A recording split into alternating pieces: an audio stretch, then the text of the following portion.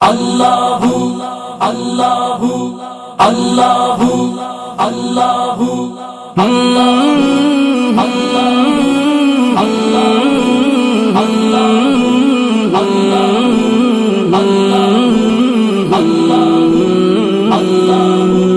La ilaha illallah, la ilaha illallah, la ilaha. الحمد لله نحمده ونستعينه ونستغفره ونؤمن به ونتوكل عليه ونعوذ بالله من شرور أنفسنا ومن سيئات أعمالنا من يهده الله فلا مضل له ومن يضلله فلا هادي له ونشهد أن لا إله إلا الله وحده لا شريك له ونشهد أن سيدنا ومولانا محمدا عبده ورسوله صلى الله عليه وعلى آله وأصحابه وأزواجه وذرياته وسلم تسليما كثيرا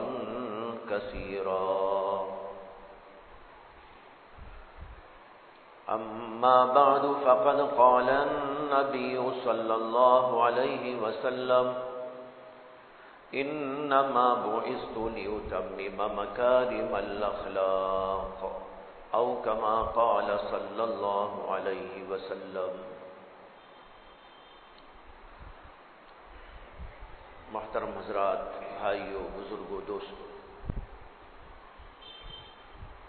آپ کے سامنے ایک عنوان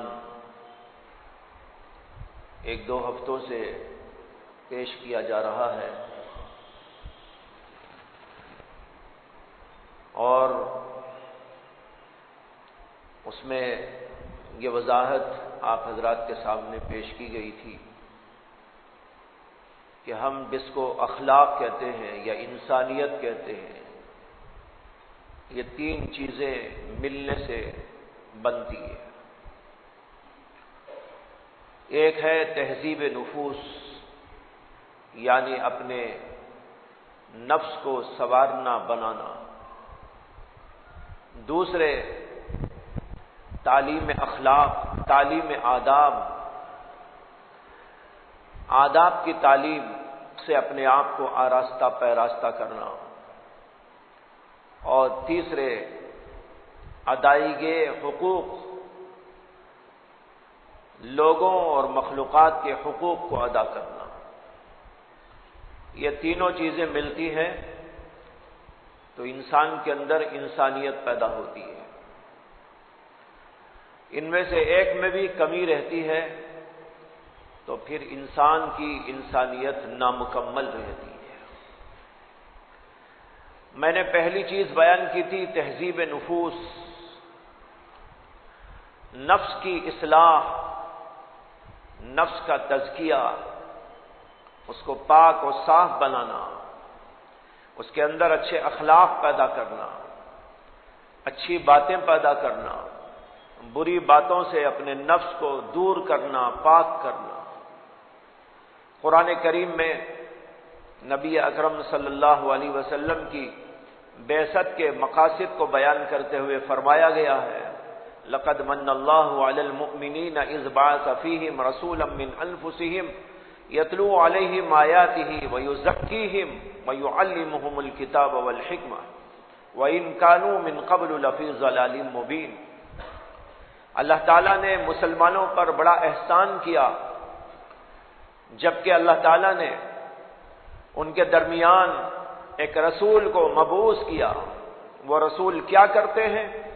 فرمایا یتلو علیہم آیاتہ، وہ اللہ کی آیتوں کو لوگوں تک پہنچاتے ہیں. ویزکیہم، اور لوگوں کا تزکیہ کرتے ہیں، یعنی ان کے نفس کی اصلاح کرتے ہیں.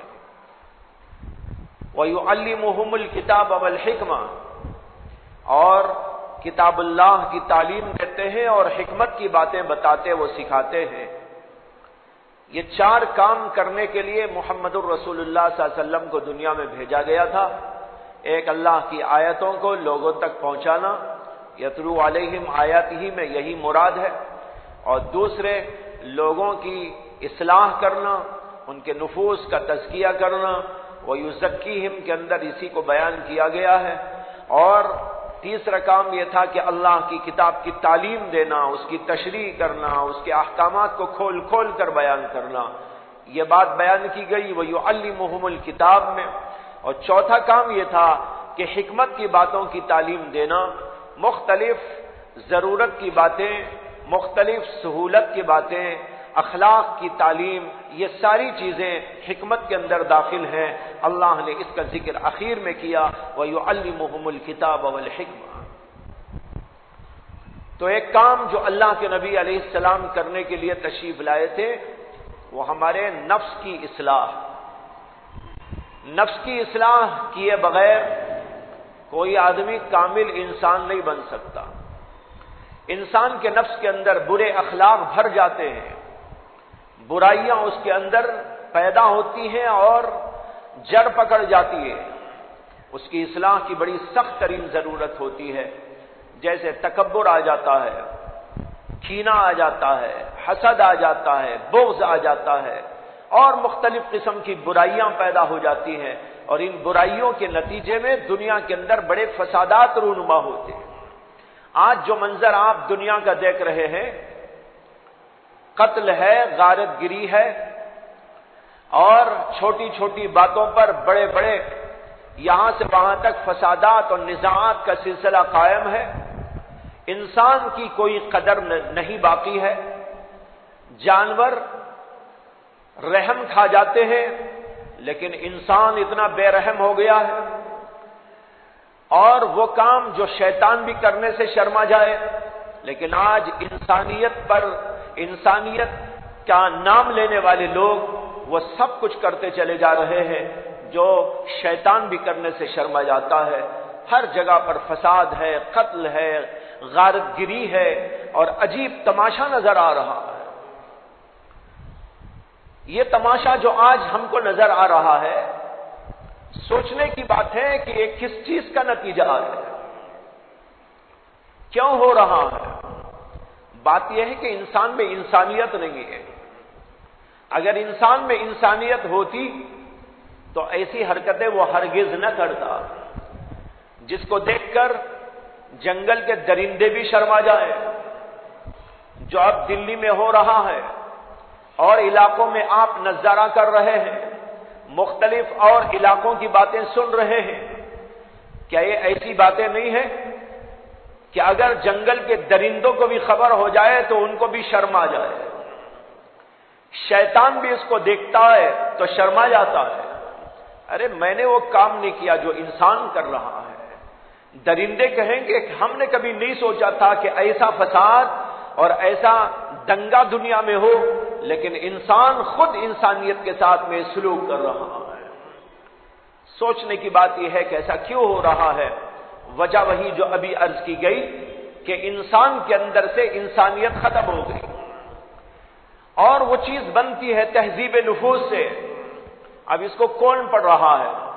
ہم کافروں کو کیا بولیں، غیروں کو کیا بولیں، جو اللہ کو نہیں مانتے ان کو کیا بولیں، جو رسول ہی پر ایمان نہیں رکھتے ان کے بارے میں کیا کہیں، جو قرآن و حدیث ہی کو نہیں مانتے ان کے بارے میں کیا تبصرہ کریں، جبکہ ہمارا اپنا حال یہ ہے کہ ہم نے خود قرآن و حدیث کے مطابق اپنے آپ کے دلوں کو اور اپنے نفوس کو آج تک نہیں سدھارا۔ بے شمار انسان مسلمان میں، بے شمار مسلمان موجود ہیں، لیکن انہوں نے کبھی توجہ ہی نہیں دی کہ مجھے بھی اپنے نفس کو بنانا ہے، میرے اندر تکبر ہے، تکبر کی اصلاح کرنی ہے، میرے اندر عجب و خود پسندی ہے، مجھے اس کی اصلاح کرنی ہے، میرے اندر غصہ بہت ہے، اس کی اصلاح مجھ کو کرنی چاہیے، میرے اندر حسد اور کینہ اور بغض پل رہا ہے، مجھے اس کی اصلاح کرنی چاہیے۔ آپ بتائیے کہ کتنے لوگ ایسے ہیں جو ان چیزوں کے بارے میں فکر رکھتے ہیں؟ اگر کسی کو بخار آ جائے تب تو ڈاکٹر کے پاس چلا جائے گا، ڈاکٹر جوان ہو تو بھی جائے گا، بوڑھا ہو تو بھی جائے گا، لیکن کسی کے دل کے اندر تکبر کی بیماری ہے تو وہ بڑے سے بڑے کسی شیخ کی طرف رجوع کرنے بھی تیار نہیں ہو. معلوم یہ ہوتا ہے کہ اپنے آپ کو اس نے بیماری نہیں سمجھا ہے، اپنی بیماری کو بیماری ہی نہیں سمجھا ہے. بخار جیسی ادنا سی بیماری پر یہ نہیں سوچتا کہ بھائی ڈاکٹر میرے سے بڑا ہے کہ چھوٹا ہے، کام تو کرنا ہے، علاج کرنا ہے، اس لیے جاتا ہے. لیکن جب تکبر کی بیماری اندر پلتی رہتی ہے تو اس کا دل اندر سے کہتا ہے میں کیوں اپنی اصلاح کراؤں. وہ بیماری کو بیماری نہیں سمجھتا، یا بیمار ہونے کے باوجود بھی کسی کو اس لائق نہیں سمجھتا، اس لیے کبھی اپنی اصلاح نہیں کراتا. اسی طرح مختلف بیماریاں دل کے اندر جڑ پکڑتی چلی جاتی ہیں، اور یہاں تک کہ بڑھتے بڑھتے بڑھتے پتہ نہیں کہاں تک اس کو پہنچا دیتی ہے.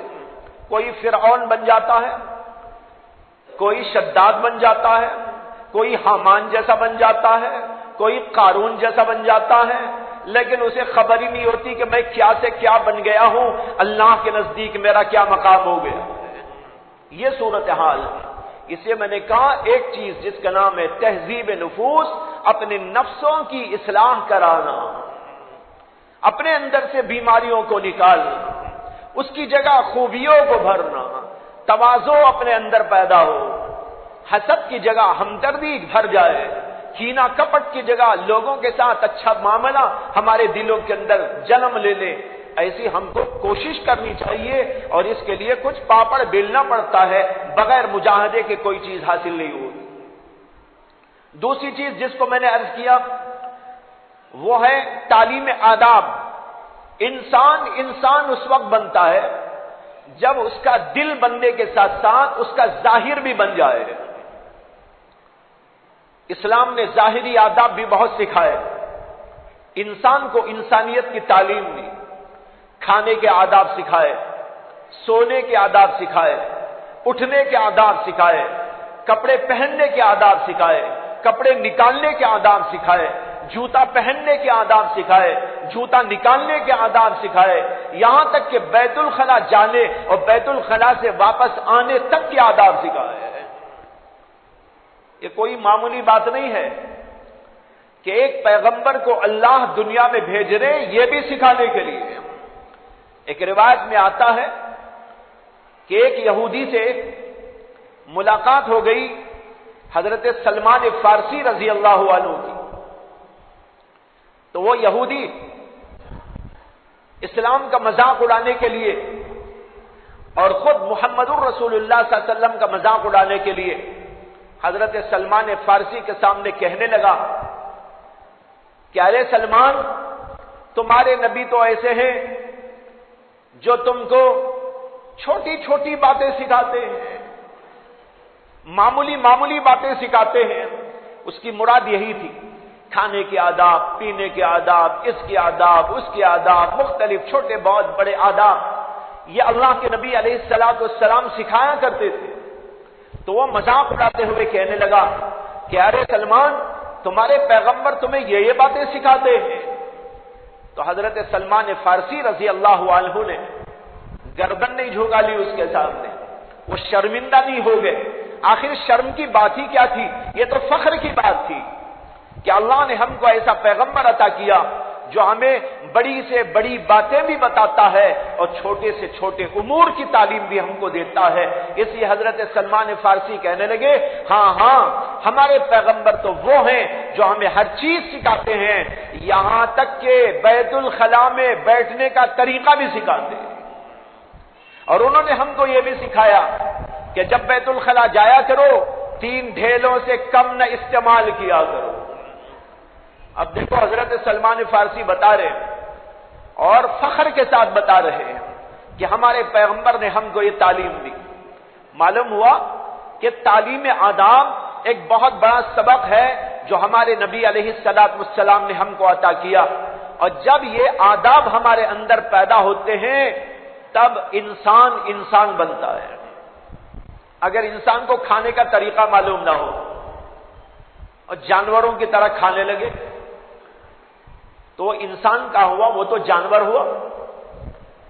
چلتے چلتے کھا رہا ہے، کتوں کو دیکھا ہوگا چلتے چلتے کھاتے ہیں. بلیوں کو دیکھا ہوگا کہ چلتے چلتے کھاتے ہیں، اسی طریقے پر اور جانور راستوں میں کھاتے ہیں، اور نہ ان کے لیے کوئی ادب ہوتا ہے نہ کوئی سلیقہ۔ اگر انسان بھی اسی طرح روڈوں پر کھانے کے لیے چل پڑے، سڑکوں پہ کھاتا رہے اور اسی طرح ادھر ادھر بیٹھ کر کھانا شروع کر ڈالے، کھڑے ہو کے کھانا شروع کر ڈالے، جانوروں کی طرح کھا رہا ہو، اسلام کی یہ تعلیم نہیں ہے۔ اسلام کی تعلیم یہ ہے کہ تم کو اللہ نے انسان بنایا تو تم انسانوں کی طرح کھانا کھایا کرو۔ مستقل آداب ہیں، 25 سے زیادہ 30 سے زیادہ آداب محمد رسول اللہ صلی اللہ علیہ وسلم کی احادیث کے اندر موجود ہے، صرف کھانے اور پینے کے بارے میں۔ دسترخوان بچھایا جائے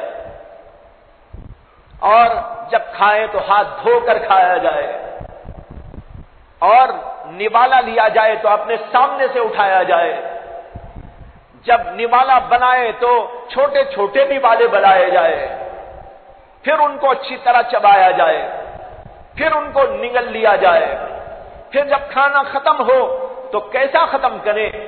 اپنی انگلیوں کو چاٹ لیا کرے، اپنے برتن کو صاف کر لیا کرے، اور پھر اس کے بعد ہاتھ دھو لیا کرے۔ کھانے سے پہلے ہاتھ دھونا، کھانے کے بعد ہاتھ دھونا، کھانے کا یہ انداز و طریقہ کہ اس طرح کھانا کھانا چاہیے، یہ مستقل آداب ہیں۔ ان میں سے مختصراً میں صرف اشارتاً کچھ باتیں عرض کر رہا ہوں۔ جیسے کھانے کے آداب، اسی طرح پینے کے آداب بتائے گئے، اس کی دعائیں سکھائی گئی۔ دعائیں تو اس لیے تاکہ ہم کھانا کھا کر، پانی پی کر، مختلف دنیا کے کام کر کے بھی اللہ سے اپنے تعلق کو نہ توڑے، بلکہ کھانے و پینے کے ساتھ ساتھ اللہ سے اپنے تعلق کو جوڑے رکھے۔ یہ تو اللہ سے تعلق کے لیے دعائیں، لیکن انسانی تہذیب کے اعتبار سے، انسانی تہذیب کے حوالے سے اللہ کے رسول نے یہ آداب ہم کو سکھائے کہ اس طرح تم کو کھانا کھانا چاہیے۔ لیکن ایک آدمی ان چیزوں کو چھوڑ دے، نہ دسترخوان، نہ ٹھیک طور پر بیٹھنا، کھڑے کھڑے کھانا، چلتے چلتے کھانا، ادھر ادھر بیٹھ کے کھا لینا، نوالے تیرتے بڑے بڑے بنا لینا، چپ چپ چپ چپ کر کے کھاتے رہنا، اور بے ڈھنگے انداز سے کھانا، کبھی ادھر سے ہاتھ مارنا تو کبھی ادھر سے ہاتھ مارنا۔ اگر اس طرح کھا رہا ہو تو ہم اس کو نہیں کہہ سکتے کہ یہ انسان ہو گیا ہے، ہم یہ کہہ سکتے ہیں انسانی شکل و شباہت میں، انسانی صورت اور شکل میں کوئی کتا اور بلی آ گیا ہے۔ یہ کیا انسان ہے جس کو کھانے کا طریقہ ہی؟ اللہ کے نبی علیہ السلام نے یہ ساری باتیں سکھائی۔ کپڑا پہننا، اس کے آداب سکھائے گئے، اور کپڑا تو انسانی پہنتا ہے، جانور تو کپڑا پہنتا ہی نہیں۔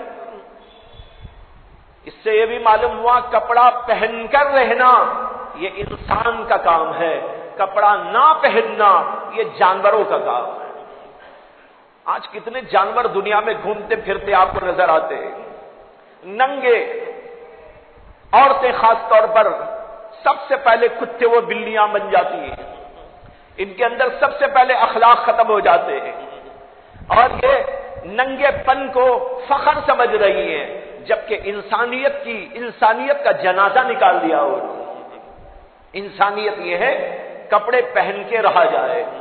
اللہ نے قرآن پاک کے اندر خاص طور پر اس بات کا ذکر کیا ہے کہ اللہ تعالیٰ نے انسانوں کے لیے آسمانوں سے کپڑے کا نظام نازل فرمایا ہے۔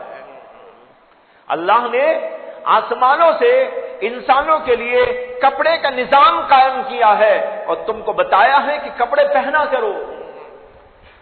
معلوم ہوا کہ ایک خاص بات ہے، انسان کی تہذیب کے ساتھ وابستہ ہے۔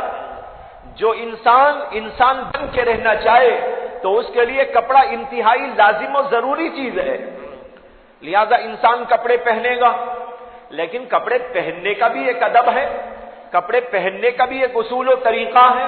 کیسا پہننا چاہیے؟ جیسا جو ہے جی چاہے نہ پہنے، بلکہ اخلاق سے پہنے، تہذیب سے پہنے، شائستگی سے پہنے۔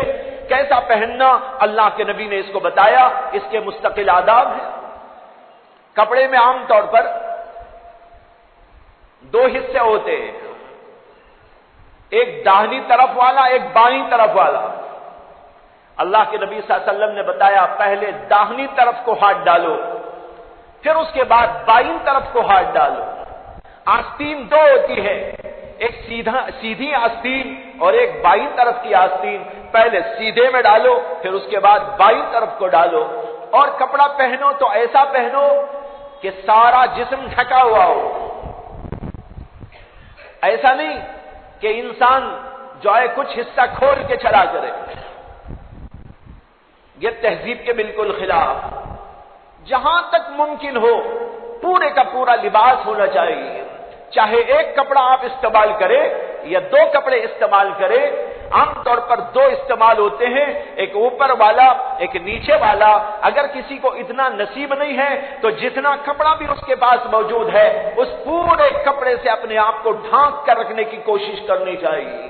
یہ اسلام کی تہذیب ہم کو بتا رہی ہے، انسانی تہذیب ہم کو بتا رہی ہے، اور ننگا پن اسلام کے اندر گوارا نہیں کیا گیا۔ تو اس طرح کپڑے کے آداب بھی سکھائے گئے، جوتا پہننے نکالنے کے آداب سکھائے گئے، پانی پینے کے آداب سکھائے گئے، سونے کے آداب کی تعلیم دی گئی، سونا کیسے چاہیے، اٹھنا کیسے چاہیے، اور بھی مختلف طور پر جو چیزیں انسان کو پیش آتی ہیں ان ساری چیزوں کے بارے میں تعلیم موجود ہے۔ بات چیت کیسے کرے، آواز کا والیوم کتنا ہونا چاہیے یہ بھی بتایا گیا ہے، والیوم کتنا ہونا چاہیے۔ قرآن مجید ایک جگہ پر کہتا ہے وَغْضُضْ مِنْ صَوْتِكَ إِنَّ أَنْكَرَ الْأَصْوَاتِ لَصَوْتُ الْحَمِيرِ، اپنی آواز کو بہت زیادہ اونچی مت کرو۔ وَغْضُضْ مِنْ صَوْتِكَ، اپنی آواز کو پست رکھو بات کرتے وقت، یعنی کہ چیخ چیخ کے آدمی بات کرے۔ ہاں جہاں ضرورت ہو زور سے بولنے کی تو وہاں بول سکتا ہے، لیکن بیٹھ کے ایک آدمی گفتگو کر رہا ہے، دو چار آدمی اس کے سامنے موجود ہیں، وہ کچھ گفتگو کرنا چاہتے ہیں، آپ سے کچھ بول چال کرنا چاہتے ہیں، اور ایک آدمی زور زور سے بولنے لگے، یہ انسانی تہذیب کے خلاف ہے۔ دیکھو قرآن کریم نے یہ ادب بھی سکھایا، وَغْضُضْ مِنْ صَوْتِكَ، اپنی آواز کو پست رکھ کے گفتگو کرو، بلند آواز کر کے چیخ چیخ کر گفتگو نہ کرو۔ ان انکر الاصوات لصوت الحمیر، کیونکہ سب سے بدترین آواز تو گدھے کی آواز ہوتی ہے۔ معلوم ہوا چیخ کے بولنا تو گدھوں کا کام ہوتا ہے۔ اللہ نے یہ جملہ استعمال کیا، ان انکر الاصوات لصوت الحمیر، سب سے بدترین آواز، سب سے زیادہ کریہ آواز، سب سے زیادہ جو ہے گھناؤنی قسم کی آواز وہ ہوتی ہے گدھے کی آواز۔ معلوم ہوا کہ چیخ کر بولنا گدھوں کا کام ہوتا ہے، انسانوں کا کام نہیں ہوتا۔ یہ اس کے اندر تعلیم موجود ہے۔ اسی طرح سکھایا گیا اگر چلنا ہو تو کیسے چلے، چلنے کے بارے میں دو ادب خاص طور پر سکھائے گئے۔ ایک ادب تو یہ سکھایا گیا بہت تیز نہیں دوڑ دوڑ کے چلنا چاہیے، نہ آہستہ چلنا چاہیے، بلکہ درمیانی چال چل کے جانا چاہیے۔ اللہ تعالیٰ قرآن میں کہتے ہیں وَقْصِدْ فِي مَشْئِكَ، وَقْصِدْ فِي مَشْئِكَ، چھوٹا سا جملہ ہے لیکن اس کے اندر اتنا بڑا ادب سکھا دیا گیا چلنے کا۔ کہتے ہیں کہ چلنے میں میانہ روی اختیار کرو، میانہ روی کے معنی درمیانی چال چلا کرو، دوڑ دوڑ کے چلنا نہیں چاہیے اور آہستہ بھی نہیں چلنا چاہیے۔ بزرگوں نے لکھا کہ دوڑ دوڑ کے چلیں گے تو لوگ کہیں گے کہ بھئی کوئی حادثہ پیش آ گیا ہوگا، کوئی مسئلہ پیش آ گیا ہوگا، اس لیے دوڑ دوڑ کے جا رہا ہے آدمی۔ اور اگر آہستہ چلیں گے تو لوگ خیریت پوچھیں گے کہ حضرت پیروں میں درد تو نہیں ہے، بخار تو نہیں آ گیا ہے؟ اس لیے کہ آہستہ چلنے کا کیا مطلب؟ اللہ کہتے ہیں وَقْصِدْ فِي مَشْئِكَ، نہیں درمیانی چال چلو۔ دیکھو چلنے کا ادب بھی ہم کو سکھایا جا رہا ہے، اسی طرح بولنے کا ادب سکھایا گیا ہے، اور چلنے کے بارے میں ایک اور ادب قرآن نے سکھایا اور فرمایا وَلَا تَمْشِ فِي الْأَرْضِ مَرَحًا إِنَّكَ لَن تَخْرِقَ الْأَرْضَ وَلَن تَبْلُغَ الْجِبَالَ طُولًا، اکڑ کے زمین پہ نہ چلو، زمین پہ اکڑ کے نہ چلو، اکڑ کے چلنا یہ تو متکبرین کا کام ہوتا ہے۔ اللہ والوں کا کام نہیں ہوتا، اللہ کے بندوں کا کام نہیں ہوتا۔ اللہ کے بندوں کے بارے میں قرآن ایک اور جگہ کہتا ہے وَعِبَادُ الرَّحْمَنِ الَّذِينَ يَمْشُونَ عَلَى الْأَرْضِ هَوْنًا، اللہ کے جو خاص بندے ہوتے ہیں، رحمان کے بندے، عباد الرحمان، اللہ نے ان کو اپنا خاص بندہ کہا، رحمان کے بندوں سے ان کا نام لیا گیا، وَعِبَادُ الرَّحْمَنِ الَّذِينَ يَمْشُونَ عَلَى الْأَرْضِ هَوْنًا، اللہ کے خاص بندے، رحمان کے خاص بندے وہ ہوتے ہیں کہ جو زمین کے اوپر تواضع سے چلتے، ان میں متکبرانہ چال نہیں ہوتی، وہ چال چلتے ہیں تو تواضعانہ چال چلتے ہیں۔ اس لیے یہاں پر کہا وَلَا تَمْشِ فِي الْأَرْضِ مَرَحًا، زمین پر اکڑ کے نہ چلو۔ اس کے بعد کیوں نہ چلو اکڑ کر، اس کی وجہ اللہ بیان کرتے ہیں اِنَّكَ لَن تَخْرِقَ الْأَرْضَ وَلَن تَبْلُغَ الْجِبَالَ طُولًا، جو لوگ اکڑ کے چلتے ہیں ان سے اللہ کہتے ہیں کہ اگر تو اکڑ کے چلتا ہے تو ذرا یہ سوچ کہ کیا تیری اکڑ سے زمین پھٹ جائے گی؟ نہیں پھٹے گی، تیرے اندر تو اتنی طاقت نہیں ہے، پھر کیوں اکڑ کے چلتا ہے؟ اور پھر کہا وَلَن تَبْلُغَ الْجِبَالَ طُولًا، اور تیرے اکڑنے سے ایسا بھی نہیں ہوگا کہ تو پہاڑ کے برابر ہو جائے۔ کوئی آدمی اکڑ دکھائے تو کیا پہاڑ کے برابر ہو سکتا ہے؟ پہاڑ کتنا بڑا ہے، کہاں سے کہاں تک اللہ کے یہ پہاڑ پھیلے ہوئے ہیں، کتنے بلند ترین پہاڑ اللہ نے دنیا میں بنائے ہیں۔ ہمالیہ پہاڑ دنیا کا معروف، دیکھو اس کی چوٹی کہاں سے کہاں تک پہنچی ہوئی ہے۔ اب کوئی انسان کتنی بھی چھلانگ لگا کر اپنی آپ کی بڑائی ثابت کرنے پہ تل جائے، لیکن کوئی پہاڑ کی چوٹی کے برابر تو پہنچ ہی نہیں سکتا۔ ہمالیہ پہاڑ تو دور کی بات ہے، دنیا میں آس پاس بھی چھوٹے چھوٹے بہت سارے پہاڑ ہیں، ان پہاڑوں کے برابر بھی کوئی نہیں ہو سکتا۔ کشمیر میں پہاڑوں کا سلسلہ ہے، اور وہ پہاڑوں کا سلسلہ ہمالیہ پہاڑ تک جا کے ملتا ہے۔ اس علاقے میں ہمارا جانا ہوا، بڑا خطرناک راستہ تھا۔ ایک طرف دریائے چیناب چلتی ہے اور بھی اوپر کو ایک راستہ ہے، اور ادھر دیکھو تو پہاڑوں کا ایک سلسلہ، غیر متناہی سلسلہ ہے، بیچ میں چھوٹا سا راستہ جس میں ایک کار ادھر سے آئے ایک کار ادھر سے جائے، وہ بھی بمشکل، ورنہ خطرہ لگا رہتا ہے کہ کہیں ادھر گرے تو دریا میں گر جائے۔ ادھر جھانکتے ہیں تو دریا نظر آتا ہے بہت نیچے، اور ادھر دیکھو تو بہت بڑے بڑے پہاڑ نظر آتے ہیں، اور وہ پہاڑ بھی ایسے ہیں جو ڈھیلے پہاڑ ہیں، ان کے اندر سے تودے گرتے رہتے ہیں، ذرا سی ہوائیں زور سے چلی ایک تودا آ کے گرا۔ ایک صاحب جو ہم کو لے کے چل رہے تھے کار میں، اسی علاقے کے، وہ راستے میں وہاں کی کہانیاں سنا رہے تھے، وہاں کی داستانیں بیان کر رہے تھے۔ وہ کہہ رہے تھے اس جگہ پر یہ جو دریائے چیناب، اس کے اندر ایک کار یوں گر گئی، بس یوں گر گئی، فلاں یوں گر گیا اور اتنے لوگ مر گئے، اور یہ بھی کہتے جا رہے تھے ادھر سے تودے گرے تو یوں جو ہے کاریں دب گئی، بسیں دب گئی، لاریاں دب گئی۔ ہم نے کہا بھائی لا الہ الا اللہ پڑھ کے بیٹھ جاتے، اس لیے کہ بس ایسا راستہ ہے کہ ادھر دیکھو تو بھی ڈینجر نظر آتا ہے، ادھر دیکھو تو بھی ڈینجر نظر آتا ہے۔ بہرحال اللہ نے ایسا بلایا۔ خیر ہم وہاں سے جہاں جانا تھا وہاں پر پہنچے، بہت اوپر پہاڑیوں پر، وہاں پر کوئی جلسہ تھا، اس جلسے میں جانا ہوا تھا۔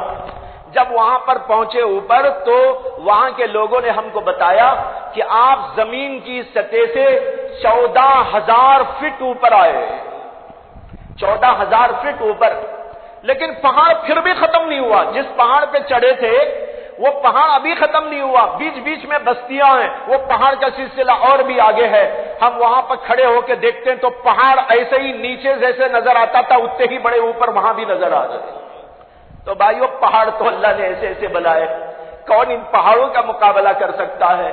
اللہ نے انسان کو چھوٹا سا بنایا، انسان یہ چھوٹا اپنے اندر چھوٹائی رکھتے ہوئے رکھتا ہے، اللہ کے نزدیک اسے بڑپن عطا کیا جاتا ہے، اور جو ہی انسان اپنے آپ کو بڑا سمجھتا ہے اللہ کی نگاہ میں سب سے زیادہ چھوٹا ہو جاتا ہے۔ تو میں کہہ رہا تھا اللہ تعالیٰ کہتے ہیں انک لن تخرق الارض ولن تبلغ الجبال طولا. کیوں اکڑ کے چلتا ہے؟ اس لیے کہ اگر تو اکڑتا ہے تو زمین کو پھاڑ نہیں سکتا، پہاڑ کے برابر ہو نہیں سکتا، تو خامخواہ یہ فضول حرکت کیوں کر رہا ہے؟ یہ دو ادب خاص طور پر چلنے کے بارے میں قرآن کریم کے اندر سکھائے گئے. بتانا یہ چاہتا ہوں بھائیو، یہ سارے آداب ہیں، یہ سارے آداب انسانی آداب ہیں، تہذیب و شائستگی سے ان کا تعلق ہے. قرآن اور حدیث نے ان ساری باتوں کی ہم کو تعلیم دی ہے. جب ان ساری باتوں کو لے کر ایک انسان گزارا کرتا ہے تو سمجھا جائے گا کہ یہ انسان ہے اور اس کے اندر انسانیت موجود ہے. اور اگر ایسا نہیں، نہ کھانے کا ڈھنگ، نہ کپڑے پہننے کا ڈھنگ، نہ بول چال کا ڈھنگ، بول رہا ہے تو ایسا جیسے کہ کوئی آگ اگل رہا ہو، بول رہا تو ایسا جس سے کہ تکبر ٹپک رہا ہو، بول رہا ہو تو ایسا جس سے دوسروں کے دلوں کو ٹھیس پہنچ رہی ہو، بول رہا ہو تو ایسا جس سے کہ لوگوں میں تفرقہ مچ رہا ہو. یہ کوئی انسانیت والی بات نہیں ہوتی. ہر چیز کے اندر اس چیز کا لحاظ رکھنا چاہیے. انسان بن کے رہے، جانور نہ بن جائے، درندہ نہ بن جائے، شیطان نہ بن جائے.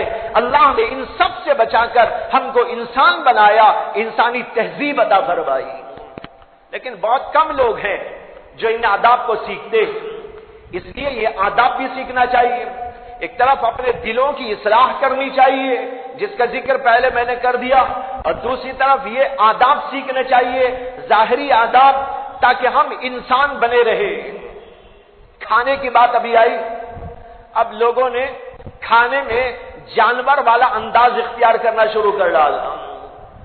کھڑے کھڑے کھا رہے ہیں، پلیٹیں ہاتھ میں ہیں، شادیوں میں، مختلف تقریبات میں، سیمیناروں میں لوگ پلیٹوں کو ہاتھ میں لیے ہوئے جا رہے ہیں، کھانا ڈال کے لا رہے ہیں، کھڑے کھڑے کھا رہے ہیں اور وہیں پر اس کو چھوڑ کے چلے جا رہے ہیں. نہ تہذیب ہے، نہ شائستگی ہے. لوگوں نے اس کو نام دے دیا کہ یہ بڑا نیا سسٹم آ گیا ہے. لوگ سمجھتے ہیں ہر نیا سسٹم بڑا اچھا ہوتا ہے. یاد رکھو، ہر نیا سسٹم کوئی اچھا نہیں ہوتا، بلکہ وہ سسٹم اچھا ہے جو سسٹم اللہ کے پیغمبروں نے دیا. وہ طریقہ سب سے بھلا طریقہ ہے جو اللہ کی طرف سے نازل کیا گیا اور ہم کو سکھایا اور بتایا گیا. اور اخیر میں جناب محمد الرسول اللہ صلی اللہ علیہ وسلم نے ہم کو طریقہ بتایا کہ اس طرح تم کو زندگی کرنی چاہیے. اسی میں ایک اور بات عرض کرتا ہوں. تہذیب میں، شائستگی میں، آداب کی تعلیم میں ایک بات ہم کو یہ بھی سکھائی گئی، نہانا ہے، دھونا ہے، صفائی رکھنا ہے، پاک صاف رہنا ہے. جسم کو بھی پاک صاف رکھنا ہے، کپڑوں کو بھی پاک صاف رکھنا ہے، گھروں کو بھی پاک صاف رکھنا ہے، اپنی اشیاء کو بھی پاک صاف رکھنا ہے، ان کو تہذیب و شائستگی کے ساتھ میں رکھنا ہے. یہ بھی مستقل تعلیم دی گئی. غسل کرنے کا ذکر موجود، اچھی طرح نہانے کا ذکر موجود. اللہ تعالیٰ نے قرآن کریم کے اندر فرمایا وَإِن كُنتُمْ جُنُبًا فَطَّهَّرُوا. اگر تم کو جنابت لاحق ہو گئی ہے تو تم اچھی طرح اپنے آپ کو پاک و صاف کرو. یہ میں جو ترجمہ کر رہا ہوں ٹھیک ترجمہ ہے قرآن کے اس لفظ کا فَطَّهَّرُوا. علماء کہتے ہیں کہ اس میں دو تشدیدیں آ گئی. یہ لفظ بنا ہے طہارت کے لفظ سے. طہارت کے معنی پاکی. اس پاکی کے لفظ کو ایک اور باب میں لے جایا گیا، لیکن میں آپ کو تو نہیں سمجھا سکتا یہ اس لیے کہ یہاں سب عربی زبان جاننے والے نہیں ہیں، لیکن کہتا ہوں تو صرف آپ اندازہ کر لیجئے کہ کچھ ہے، کچھ تو ہے بات، وہ بات آپ کی سمجھ میں آ جائے گی. تو علماء کہتے ہیں یہ لفظ طہارت سے بنایا گیا. لفظ طہارت کو ایک اور باب میں لے جایا گیا، اس کو کہتے ہیں اطہار. جب اس باب میں گیا تو ایک تا کی دو تا ہو گئی، ایک ہاں کی دو ہا ہو گئی. اب دیکھیے اس میں پہلے تو طہارت ایک تا، پھر بیچ میں ایک ہاں، طہارت. لیکن اس کو ایک اور باب میں لے جاتے ہیں تو وہاں اس میں 2 تا بن جاتی ہیں، 2 ہا بن جاتی ہیں، اتحاد یہ لفظ بن گیا۔ جب اس میں 2 تا آ گئی، 2 ہا آ گئی، علماء کہتے ہیں لفظ بڑھتا ہے تو معنی بھی بڑھ جاتا ہے، لفظ بڑھتا ہے تو معنی بھی بڑھ جاتا ہے۔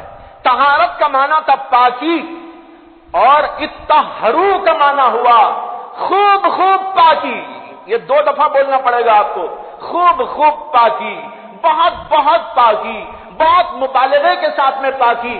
اللہ کہتے ہیں ان کنتم جنبا فطہروا، اگر تم کو جنابت لاحق ہو گئی ہے اور تم کو پانی نہانے کی ضرورت پڑ گئی ہے تو کہتے ہیں اطہروا، اپنے آپ کو خوب خوب پاک کرو۔ دیکھو کتنا مبالغہ ہے، اللہ کہتے ہیں خوب اچھی طرح پاک کرنا چاہیے۔ علماء کہتے ہیں اس کا مطلب یہ ہے جسم میں جہاں جہاں تک پانی پہنچانے کی گنجائش ہے وہاں وہاں تک پانی پہنچانا ضروری۔ مثلا ناک ہے، ناک کا ایک حصہ وہ ہے جس میں آپ پانی پہنچا سکتے ہیں، اوپر والا حصہ وہاں تو نہیں جا سکتا۔ لیکن اگر کوئی آدمی اوپر پانی ڈال لیا، ناک کے اندر پانی نہیں ڈالا، اس کا غسل نہیں ہوگا، اس لیے کہ خوب پاکی نہیں ہوئی۔ پاکی تو ہوئی، آدھی پاکی ہوئی، ناک کے اندر بھی پانی ڈالنا چاہیے تھا، ناک میں پانی نہیں ڈالا، اسلام کہتا ہے کہ طہارت حاصل نہیں ہوئی۔ اسی طرح ناف میں جو سوراخ ہوتا ہے وہ سوراخ عموماً ایسی جگہ پر ہے کہ پانی پہنچ نہیں پاتا، اوپر سے ایک آدمی نے پانی ڈال لیا لیکن ناف کے اندر انگلی ڈال کر ٹھیک طور پر اس کی صفائی نہیں کی اور وہاں پانی نہیں پہنچایا، علماء کہتے ہیں اس کا غسل نہیں ہوا، اس لیے کہ وہ جگہ سوکھی رہ گئی۔ اسی طرح کان ہے، کان میں جہاں جہاں تک آپ انگلی ڈال کر پانی پہنچا سکتے ہیں وہاں تک پانی پہنچانا ضروری ہے، وہاں تک نہیں پہنچایا غسل نہیں ہو۔ اسی طرح جہاں تک بھی پانی پہنچانا ممکن وہاں تک پانی پہنچانا ضروری ہے۔ اسی طرح حلق میں ہم پانی ڈالیں، ایک تو ایک کلی کر لیا، اوپر سے کلی ہو گئی، لیکن ایک ہے حلق تک پانی پہنچانا، اس لیے کہ حلق تک پانی پہنچانا گنجائش رکھتا ہے، ہمارے امکان میں ہے، اختیار میں ہے، اس لیے اگر کوئی آدمی حلق نہیں دھوئے گا اس کا غسل نہیں ہو۔ یہ ہے اطہاروا کا مطلب۔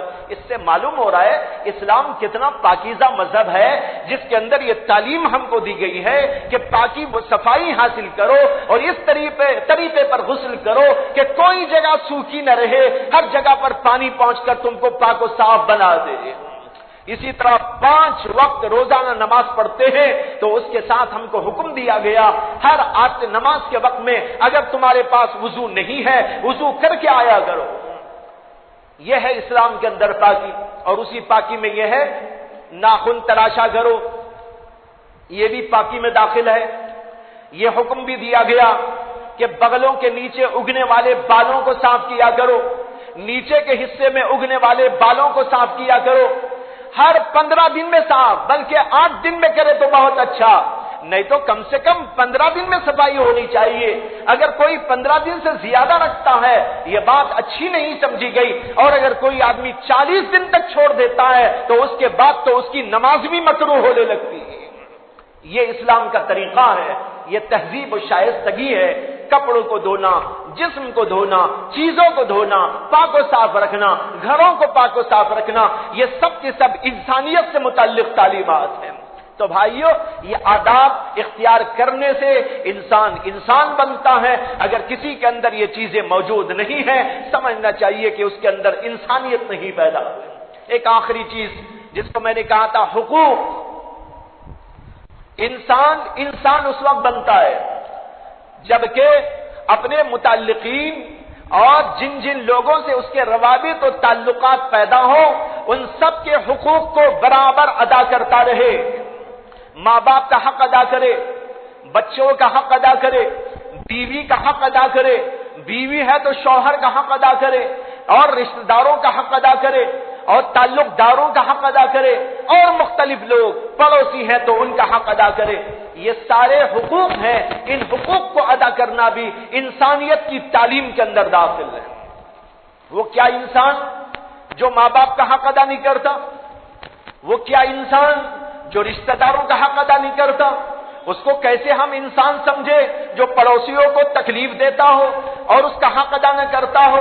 ہم اس کو کیسا اچھا انسان سمجھے جو اپنے دوستوں اور اپنے تعلق داروں اور اپنے سے متعلق لوگوں ان کو اذیت دیتا ہو، ان کو ستاتا ہو، ان کو پریشان کرتا ہو، کبھی زبان سے پریشان کرتا ہو، کبھی انداز سے پریشان کرتا ہو یا ہاتھ پیر سے پریشان کرتا ہو؟ ارے وہ انسان کہلانے کے لائق نہیں۔